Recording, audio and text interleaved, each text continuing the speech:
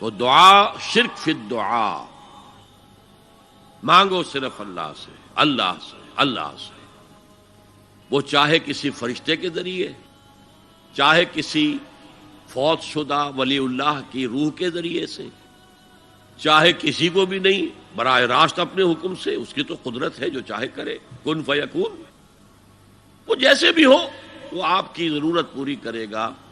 وہی ہے جو کہ مشکلات کو حل کرنے والا ہے، وہی ہے کہ رزق دینے والا ہے، وہی ہے جو مرض سے شفا دینے والا ہے، پکارو اسی کو، مانگو اسی سے۔ اب آئیے، کچھ مراسم عبودیت ہوتے ہیں، مراسم، رسم کہتے ہیں کسی چیز کی ظاہری شکل کو، رہ گئی رسم ازاں روح بلالی نہ رہی، فلسفہ رہ گیا تلقین غزالی نہ رہی۔ یہ قرآن کا بھی ہم اسے رسم الخط کہتے ہیں، رسم الخط، اور یہ حضرت عثمان کے زمانے میں فائنل ہوا ہے کہ یہ اس طریقے سے لکھا جائے۔ تو عبدیت کے اظہار کے لیے کچھ رسومات ہیں، جس میں سے ایک پر گفتگو ہو چکی، قنوت، والقانتین والقانتات، یہ جو ہے اللہ کے حضور میں چاہے ہاتھ باندھے چاہے ہاتھ کھلے ہوں، لیکن ذرا جھک کر گردن میں خم کر کے کھڑے ہونا، یہ نماز کے اندر جو قنوت ہے، یہ قنوت ہے، یہ بھی اپنی عاجزی کا اظہار ہے، عجز اور تذلل۔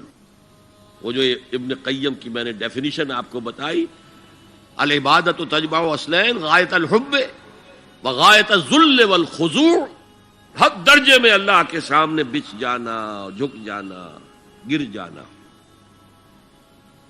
رکوع، سجدہ اللہ کے سوا کسی کے لیے نہیں۔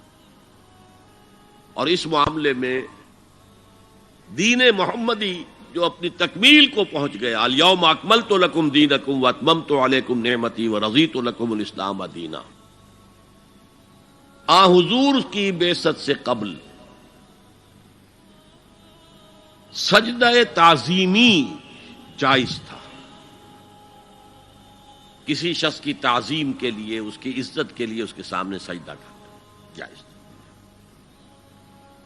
حضرت یوسف کے سامنے ان کے والدین اور 11 بھائی سجدے میں گر گئے، بچپن میں خواب دیکھا تھا اور 40-50 سال بعد اس کی تعبیر بالفعل ایک اس واقعے کے طور پر سامنے آ گئی۔ سجدہ کرنا، جھکنا، سجدہ کرنا، یہ جائز تھا، سجدہ تعظیمی۔ حضور پر شریعت مکمل، توحید مکمل، اب ہر نوع کا سجدہ حرام مطلق ہے سوائے اللہ کے کسی کو۔ ہمارے مسلمانوں نے بھی اپنے دور ملوکیت میں سجدہ تعظیمی شروع کرا، عدالت کے اندر بادشاہ کے دربار میں جا رہے ہیں تو سجدہ، سر جھکا کر رکوع کی حالت میں، یا آپ کے پڑوس میں جو حیدرآباد کی ریاست تھی، سلام کیسے کرتے تھے، کتنے جھکتے تھے، اور پھر وہ جھک کر وہ سلام ہو رہے، یہ مشرکانہ فعل ہے، مغلیہ دربار میں بھی تھا۔ شیخ احمد سرہندی رحمت اللہ علیہ نے کہا غلط ہے، حرام ہے، جائز نہیں۔ دربار میں شکایت پہنچ گئی، آخر مخبری کرنے والے بھی تھے، حاسد بھی تھے، وَمِن شَرِّ حَاسِدٍ إِذَا حَسَدَ، طلبی ہو گئی، بلایا گیا دربار میں حاضری، اور ایسا اہتمام کیا گیا کہ جب حضرت مجدد آگے آئیں بادشاہ تک جانے کے لیے تو درمیان میں ایک دیوار سی حائل کر کے اس میں کھڑکی کھول دی کہ اس میں سے جھک کر گزریں گے نا تو رکوع کسی درجے میں تو ہو جائے گا۔ رکوع بھی سجدے ہی کی ایک شکل ہے، سجدے کا ہاف کہہ لیجئے، لیکن یہ کہ جب آیات سجدہ آتی ہیں قرآن مجید میں تو عام نمازوں میں دیکھتا ہوں کہ وہ آیات سجدہ والی آیات پڑھی نہیں جاتی، حالانکہ ان کی ایک خاص کیفیت ہے۔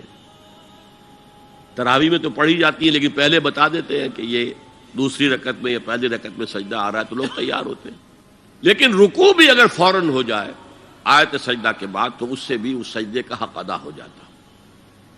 بہرحال حضرت شیخ مجدد رحمت اللہ علیہ دربار میں آئے تو اس کھڑکی میں سے پہلے پاؤں گزارے، پھر اپنا سر نکالا، پھر جیل میں ڈال دیے گئے، کوئی پرواہ نہیں۔ حاضر ہوا میں شیخ مجدد کی لحد پر، وہ خاک کے ہے زیر فلک مطلع انوار، گردن نہ جھکی جس کی جہانگیر کے آگے، جس کے نفس گرم سے ہے گرمی احرار، وہ ہند میں سرمایہ ملت کا نگہباں، اللہ نے بر وقت کیا جس کو خبردار۔ دین الہی، دین محمدی کے خاتمے کا اعلان تھا۔ اب بڑے بڑے مولویوں نے یہ اکبر کو سبق پڑھایا تھا، بڑے مولوی، درباری مولوی، انہوں نے سبق پڑھایا تھا۔ اللہ کا ایک دن 1000 برس کا ہوتا ہے، اور اللہ کا ہر معاملہ 1000 سال تک ہوتا ہے۔ اب 1000 سال ہو گئے محمد کی رسالت کو، ان کی رسالت کا دور ختم صلی اللہ علیہ وسلم۔ اب دوسرا 1000 سال، اسی لیے الف ثانی کہتے ہیں نا، الف ہزار کو کہتے ہیں الف ثانی۔ یہ دوسرا 1000واں سال جو شروع ہو گیا ہے، اس میں ایک نئے دین کی ضرورت ہے، وہ دین اکبری ہے، دین الہی ہے۔ اور دین الہی کیا تھا؟ یہ ایک بہت بڑی سیاسی تدبیر تھی، اصل میں بہت بڑی سیاسی تدبیر، اور اس کا ظہور بعد میں بھی ہوا ہے ہندوستان کی سرزمین میں۔ وہ یہ کہ ہندوستان کی ترقی میں جو چیز سب سے بڑی رکاوٹ ہے وہ مذہبی اختلافات ہے۔ لہذا ایسا کرو، سارے مذاہب جو ہیں اسے ہاون دستے میں ڈالو، کوٹ کوٹ کے چورا چورا کر کے بناؤ صفوف، اور یہ مذہب سب کا ہو جائے تو مذہبی اختلافات ختم ہو جائیں گے۔ دوسری بات ان کی سمجھ میں یہ آ گئی کہ اصل میں اختلاف رسالت اور شریعت کی بنیاد پر ہوتے ہیں، لہذا دین الہی بس خدا کو مانو، بس رسالت وغیرہ کو چھوڑو۔ خدا تو سب کا رب ہے، اسے آپ پرماتما کہہ لیں، مہادیو کہہ لیں، جو چاہے کہہ لیں، اللہ کہہ لیں، رام کہہ لیں، قل ادعوا اللہ والرحمن ایما تدعوا فلہ الاسماء الحسنی۔ قرآن کہتا ہے تم اللہ کہہ کر پکار لو یا رحمان کہہ کر پکار لو، جس کو بھی تم پکار رہے ہو یہ جان لو کہ تمام اچھے نام اسی کے ہیں۔ یہ فلسفہ تھا بہت گہرا، وہ جاہل تھا، ان پڑھ تھا، لیکن بہت بڑا سیاستدان تھا اکبر، اس میں کوئی شک نہیں۔